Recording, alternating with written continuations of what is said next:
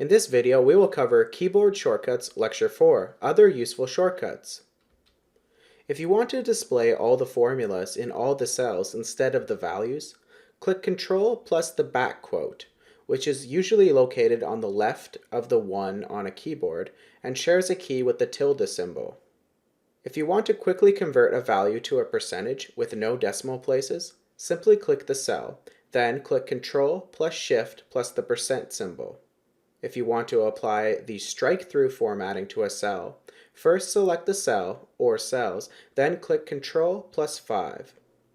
If you want to quickly format a cell to a number format with 2 decimal places, with a thousand separator, and with a minus sign for negative values, first select the cell or cells you want to apply this to, then click Ctrl plus Shift plus 1. Now we will cover an Excel example to illustrate these handy keyboard shortcuts. So we have the following spreadsheet where we will show each of the keyboard shortcuts that we just covered. The first will be to display all formulas or all values in our worksheet.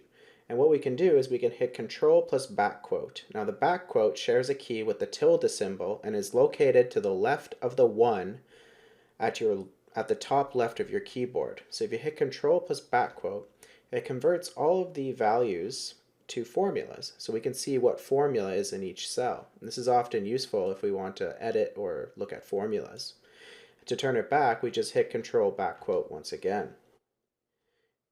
Another shortcut that we could use is to convert a number to a percentage with no decimal places. Suppose we want to convert this 48 to a decimal place. Well, what we can do is we can hit Ctrl, Shift, and %, and that will turn it into a percentage.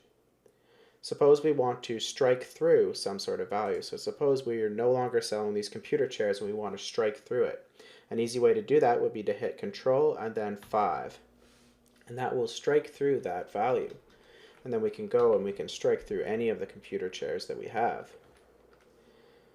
And finally, what if we want to convert a number with a number to 2 decimal places with a thousand separator and a minus sign for negative values? So suppose we have a number here that is 125.6586 or 6598. And then suppose we have another number which is negative 65.8965. Well, we want to convert these to a format that has 2 decimal places, a thousand separator, and a negative sign. So we can hit Control, Shift, and then the exclamation mark.